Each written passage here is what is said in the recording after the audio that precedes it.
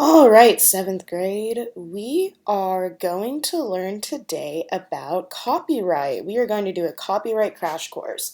My understanding is you guys are about to start working on a new research project, and copyright is a big thing we want to remember when we're doing things like projects and assignments. And I'm going to explain a lot about what that is, and then we're going to do a little activity that goes along with that too. All right, so learning target. What are we going to do together?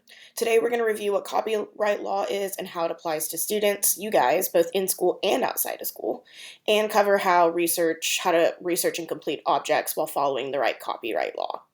And then what you will be able to go do. You guys are going to demonstrate that knowledge of copyright law by curating a list of websites and resources that legally offer content for free. And if you're confused about content for free, that's going to make more sense after I explain.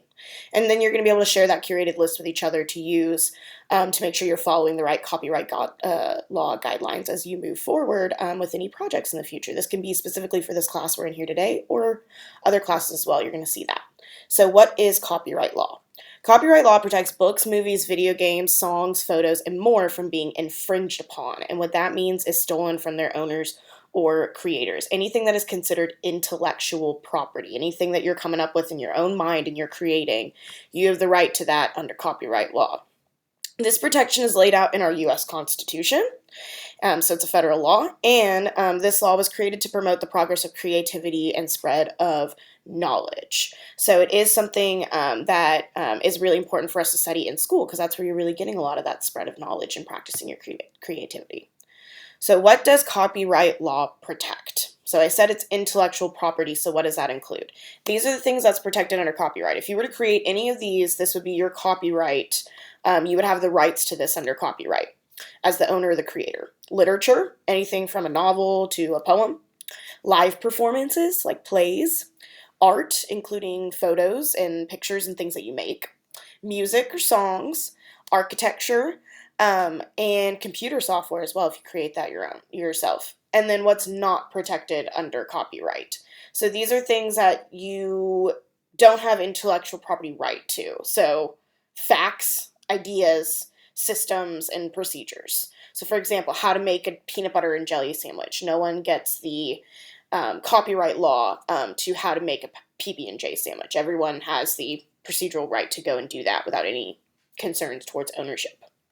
For example, I know that seems silly with PB&J, but an easy example for you to grasp. All right, so why does copyright exist? Why do we have this? If you create something original, which means something that's new, then you deserve the credit as the creator owner of that. Let's say you spent your whole, like, for example, I don't know if any of you guys are into video games, things like Minecraft or things like Sims. So let's say you create a whole world on there, right? Maybe you create a whole house and a whole family on Sims. I used to do that a lot, right? And then someone would come in and just be like, oh yeah, well, I actually created that. That is my family and I created that. That's my Minecraft world, right? So then we start seeing, okay, well, actually you should have that original right as the owner, as the person that you get to take credit for your own work. So if copyright did not exist, anyone else that has access to your creation can use it as their own without asking you. It is only your choice to give away the copyright law to one of your works should you want to. That's why it's important. All right, so a few examples in copyright history. I actually took a couple screenshots from a document from the U.S. Copyright Office, and we're actually going to come back and visit this in a little bit as well. But in 1828, Noah Webster, which if you've ever heard of the Merriam-Webster's dictionary, he is kind of the father of that. And it says that during most of his life, he was a famous best-selling spelling book author before he did dictionaries. And he got Connecticut state copyright protection for his 120-page speller on August 14th, 1783. And his efforts have nicknamed him as the father of the American copyright. And then over here on the left side, I thought this one was fun too. The Statue of Liberty is registered under copyright law. So it's one of the most famous sculptures ever registered under Copyright Office and is one of the largest. In 1876, the French sculptor Frederic Auguste Bartholdi, maybe I'm saying that right, submitted a photo of a model of his statue for copyright registration. And then it ended up getting its own registration number, copyright registration number. It took 10 years later, and then it was put up in the New York Harbor and presented to the United States from the people of France to honor the great friendship between the two nations. And we're going to come back and look at this a little bit, but I wanted you to see some examples of how some really, really famous things in our world operate under copyright law. How does copyright apply to me in school? This is a question you're probably sitting here asking yourself now as I've gone through a little bit of the history and kind of what copyright law is. If you want to use something that belongs to someone else for a project or research assignment, then you need to make sure you have permission to use it. If you do not have permission, there are other options. And we're going to talk about two specific ones. We're going to talk about seeing if the material or work you want to use falls under fair use guidelines, or if it exists in the public domain. And those are the two things we're going to talk about now. Okay, so what is the public domain and what's in it? The public domain includes any works that are not copyrighted and are free to use by anyone. So you can just go grab these example from Google Images and you can use them. Okay, works in the public domain can be altered and changed as well. And you can just search public domain to access these resources. And that's actually something we're going to do for our project today. Our assignment is looking at actually creating a whole public domain resource page that you can go to find stuff where you don't have to worry about copyright law at all because it's in the public domain. So what does that include in the public domain? Any work without copyright protection. So works that have existed for over 95 plus years fall into the public domain, and also if their creator has been dead for 70 plus years.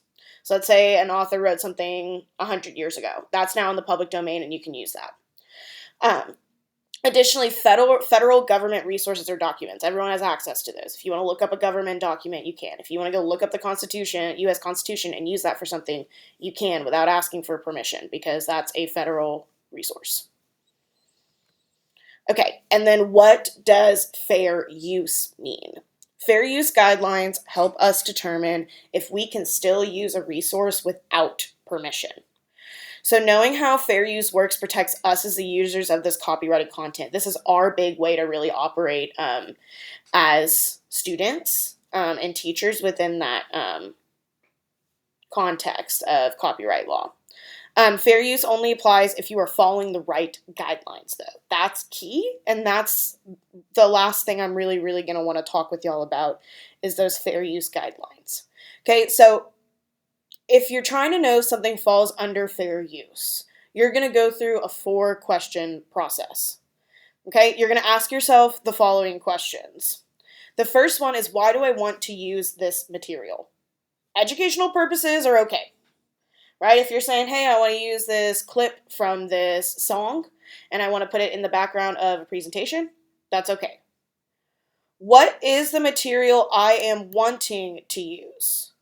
Works based in nonfiction or fact are easier to use. If y'all remember what I said at the beginning of this presentation, facts are not considered like intellectual property under copyright law, right? So if you choose something that's based in nonfiction or fact, it's actually like a lot easier. That nature of material is easier to use. Just a recommendation from your librarian. Number 3, how much of the material am I wanting to use? Remember that example I just gave you, right? Using a clip of something, a clip of a song. Always stick to using a small amount of the material, not the whole thing. Okay?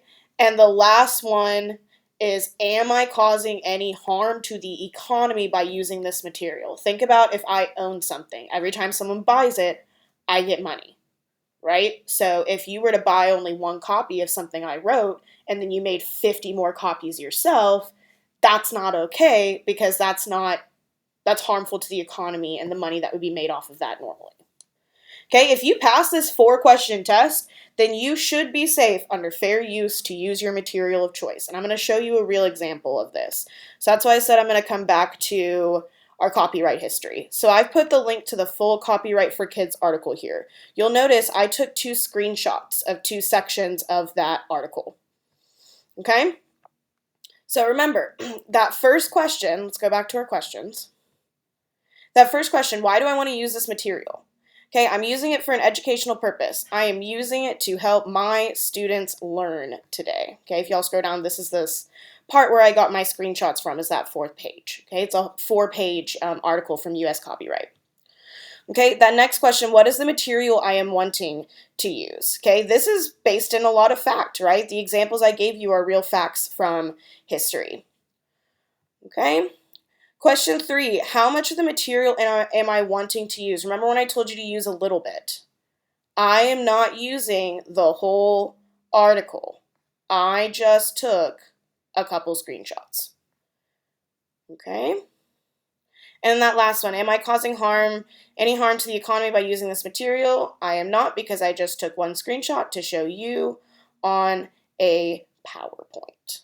Okay, so that's kind of how I myself would have gone through that process and looked at answering those 4 questions to see if my use of those screenshots was under fair use.